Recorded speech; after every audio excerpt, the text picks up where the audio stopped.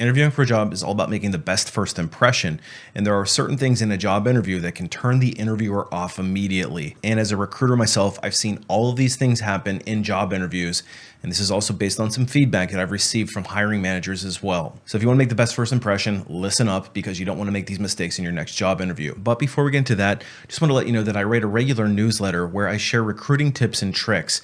Things like how to write a resume, how to approach your networking with more strategy, and how to approach job interviewing just like this. And if you're somebody that's in an active job search or you care about your career in general, you may want to sign up for it. It's absolutely free, and I will leave a link in the comments below. All right, so let's get to the list of things that you should avoid in your job interview. The first one seems ridiculous, but it's happened to me enough times that it warrants a spot on this list, and it's that the candidate forgot that they had an interview scheduled to begin with. Back in the day when we actually call people for interviews, you would schedule something with a candidate, you would call them, and it was very obvious that they had completely forgotten about it. In some cases, I've clearly woken them up for a nap or they're driving. In fact, I had one guy who actually had another meeting. He was sitting in a doctor's office and totally forgot the call and then tries to play it off as if he totally remembered it. Now, obviously, that doesn't make a very good first impression. And in today's video conferencing world, it's when the person flat out just doesn't show up to the interview.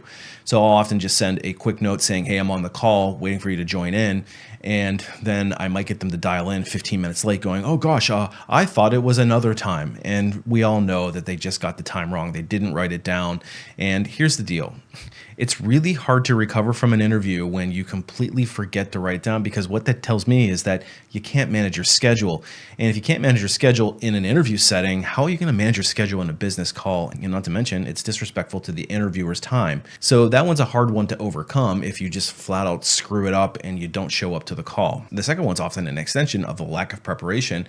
It's that you're trying to learn about the job or the opportunity from the person who's on the phone, whether it's the recruiter or the person in the interview process. Because here's the deal, you should have a very good understanding of what the company does. You should have visited the website. You should have read through the job posting. And you should come into the interview prepared. That's a base level expectation. And I can't tell you how many times I've been in an interview where it's very clear that the person I'm talking to has no clue what the company does. And I spend all of my time trying to fill them in on stuff that they should have done to begin with. And again, it makes a really poor first impression. And it's likely that you're not going to move forward if you haven't even gone in and checked out the website and gotten a base level understanding.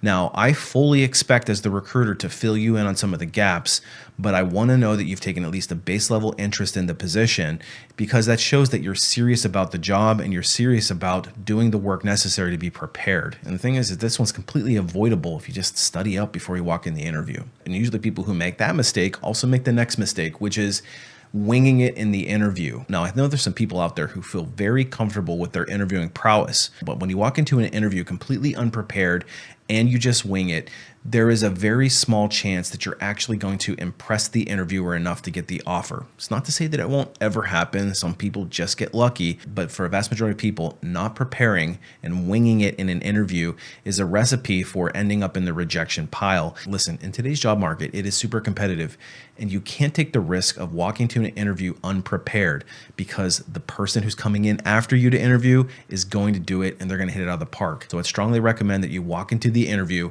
with a base level strategy, knowing exactly what you're answering and why you're giving the answers that you're giving. And the next mistake that you want to absolutely avoid making in your interview is having poor body language. This could be having a very limp handshake if you're on an on-site interview, and a weak handshake leaves a lasting impression long after you walk out the door.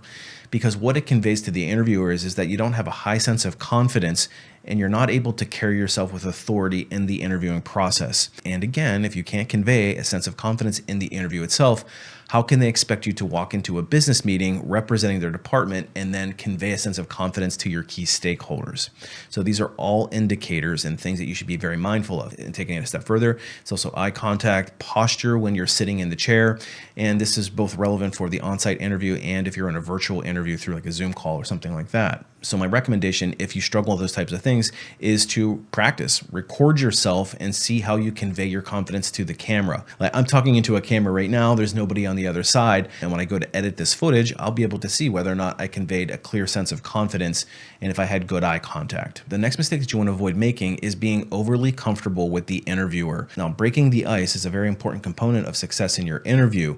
but you want to be careful of coming across as too casual or too comfortable with them. If, for example, make sure you know the names of your interviewers before you walk in the door so that you don't get those wrong, and absolutely avoid saying things like bro or boss man or any combination thereof. And for me, when I have a candidate, or even could be somewhere out in the regular world, like maybe a cashier or a waiter or something, who is referring to me as boss man, bro, some variation thereof, to me, it comes across as disrespect. Same thing goes for colorful language. You certainly don't want to tell any off-color jokes, and you want to make sure that you're reading the room correctly, because you don't want to assume that certain people are tolerant of certain things if you don't know. And the next mistake goes hand in hand with the previous one, is when you get a little too comfortable, oftentimes we start to share too much personal information.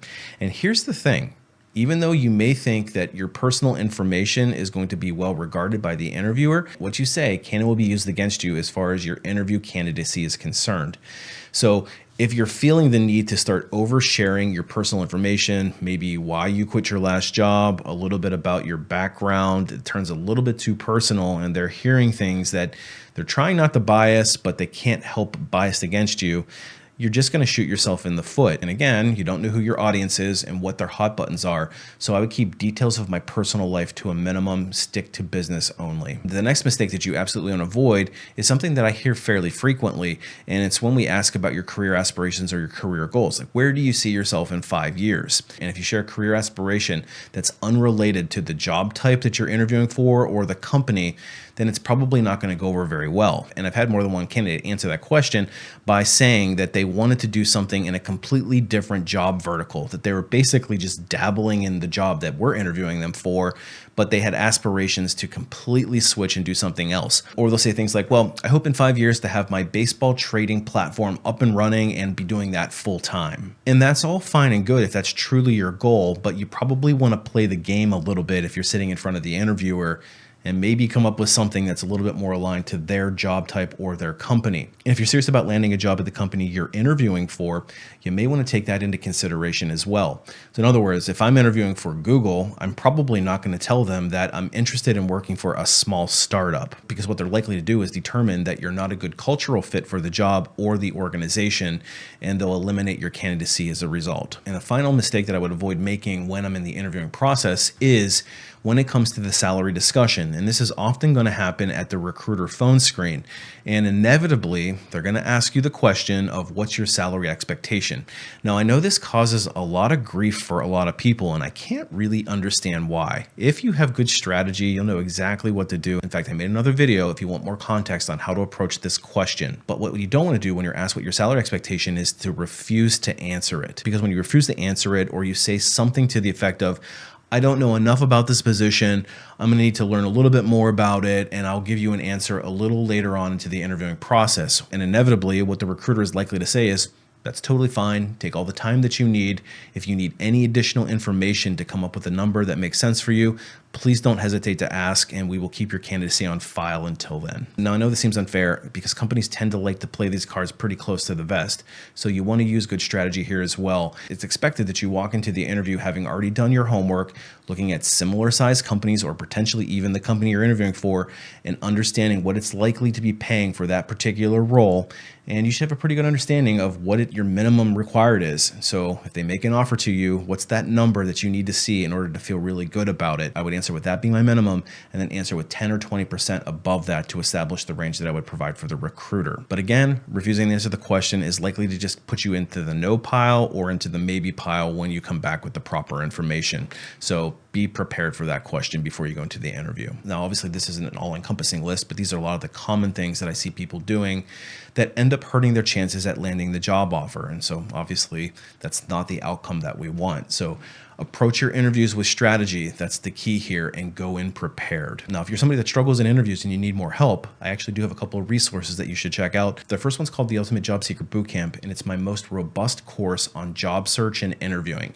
It starts from job search and and goes all the way through each round of the interview process, gives you tips, techniques, and strategies on how to ace each round, and then ultimately getting you to that job offer. And then we help you negotiate it so that you don't leave any money on the table. But if you need quicker and more condensed help on the interview only, I've created a resource called the 48-Hour Interview Crash Course.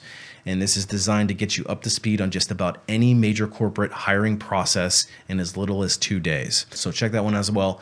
I will leave a link somewhere down below. Anyway, happy job hunting. Go into those interviews prepared and with strategy, and you'll do just fine.